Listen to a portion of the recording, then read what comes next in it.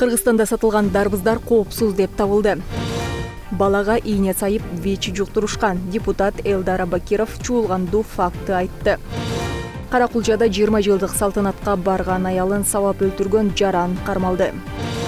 Президент Садыр Жапаров бүгүн 28 майда Атабейит улуттук тарыхый мемориалдык комплексинде Кыргызстандын мамлекеттик чек арасын коргоодо курман болгон аскерлерге арналган айкелдин ачылыш аземине катышты. Мамлекет башчысын улуттук коопсуздук мамлекеттик комитетинин төрагасы Камчыбек Ташиев жана башка расмий адамдар коштоп жүрдү. Мемориалга гүл коюудан кийин катышуучулар маркумдарды 1 мүнөт унчукпай туруу менен эскерди. Андан соң 3 жолу ок атылды. Мамлекет башчы өлкөнүн мамлекеттик чек арасын коргоодо курман болгондордун элесине арналып тургузулган мемориалга гүл койду. Мындан кийин чогулгандар Куран окуду. Соңунда Садыр Жапаров баатырлардын тургундары менен баарлашып, алардын эрдиги кыргыз элинин эсинде түбөлүккө каларын белгиледи.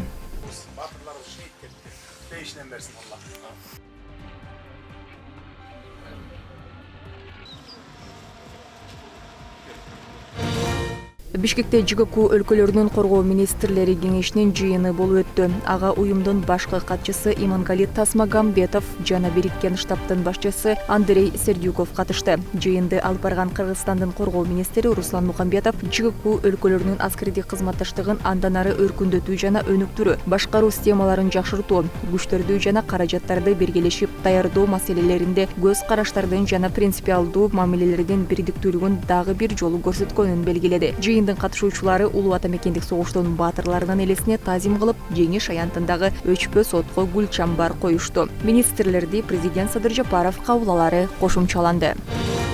Кыргызстан эл аралык капитал рыноктарына алгачкы евро облигацияларды жайгаштырды. Бул тууралуу Каржы министрлиги билдирет. Маалыматка ылайык, талап сунуштан дээрлик 3 эсе ашып, 2 миллиард долларга жеткен. Жалпысынан 7,75% жылдык үстөгү менен 700 миллион долларга баалуу кагаз 5 жылга жайгаштырылды. Жайгаштырууга Улуу Британия, АКШ, Европа жана Азия өлкөлөрүнүн 100дөн ашык эл аралык инвестор катышкан. Буга чейин финансы министринин орун басары Үмүтжан Аманбаев министрлер кабинети 1 миллиард 7 миллион доллар евро облигация чыгарууну көздөп жатканын айткан.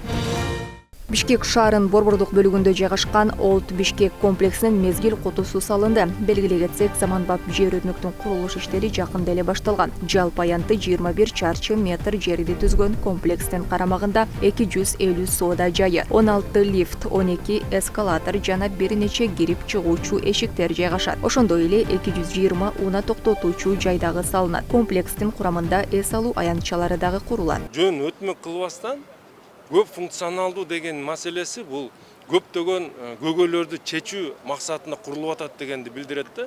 Бир эле биздин Бишкек шаарынын тургундары жана коноктору өтө турган жай болбойт. Бул деген бүгүнкү күндө парковка маселеси көйгөй болуп турат, туура. Мына парковка маселесин дагы камтып кеткен маселе. Соода туюндары мындай сыртта мындай терс көрүнүш менен турбастан, ал жерде толук кандуу шарты менен курулуп берилет да. Ошондуктан ушундай көп функционалдуу курулуштар канчалык көп болсо, биз деген Бишкек шаары боюнча бир курулуш менен, бир аракет менен көп көйгөйлөрдү, маселелерди чечебиз деген аракет да. Бул чоң аракеттердин бири. Өзгөндөгү мектепке 20 жылдык салтанатка барган аялды классташтары менен сүрөткө түшкөнү үчүн күйөөсү кызганып, Каракулчада сабап, андан кийин атып салган. Бул тууралуу бүгүн 28 майда Ош облустук ички иштер башкармалыгы билдирди. Супер KG медиа порталына маркум аялдын айылдашы жолдошу жубайын аңчылык мылтык менен атып салганын айтып берген. Натыйжада ал ооруканага жетпей, окуя болгон жерде каза болгон. Буга чейин облустук милиция Каракулча районунда 1987 жылы туулган келин денесинен жаракатынан улам каза болгонун билдирген болчу. Маалыматка ылайык, кылмышка шектүү катары маркумдун жолдошу 1985 жылы туулган жаран кармалып, убактылуу кармоочу жайга киргизилген.